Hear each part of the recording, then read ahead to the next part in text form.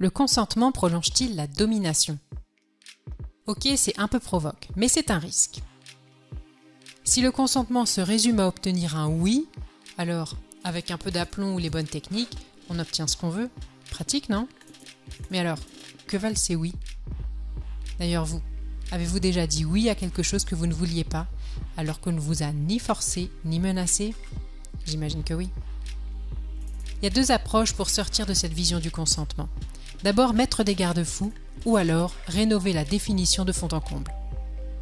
Les garde-fous, c'est par exemple utiliser des adjectifs pour valider la qualité du oui.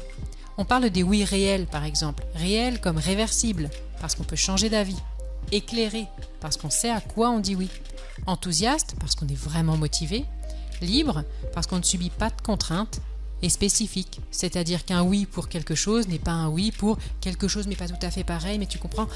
Non. Mettre des garde-fous, c'est clair et c'est pratique. Mais j'avoue que ça décourage certains qui y voient trop de proximité avec le formalisme du droit.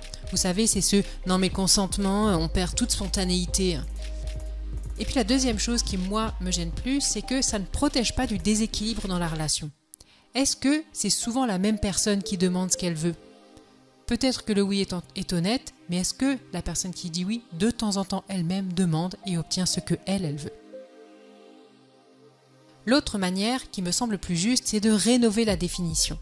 Redéfinir le consentement comme un accord que l'on construit ensemble, et non plus comme une permission que l'on obtient ou que l'on donne. Ça change quoi, dis-moi? Eh bien, ça change la posture et la place occupée par chacun. Et ça demande de savoir ce que l'on veut, au-delà de ce que l'on est habitué à accepter. Ça demande de connaître ses limites. Est-ce que j'ai eu assez? Est-ce que c'est trop? Ça demande aussi d'être curieux de l'autre. Que veut l'autre en fait? Quelles sont ses limites? Est-il à l'aise de s'exprimer dans cette situation? Est-ce qu'il sera capable de me dire vraiment oui ou vraiment non? Et enfin de communiquer clairement pour éviter les devinettes, les faux-semblants et les déceptions. Vous savez, ces moments où on attend que l'autre devine parce qu'on n'ose pas demander en vrai. Oui, mais sauf que moi, je sais pas toujours ce que je veux.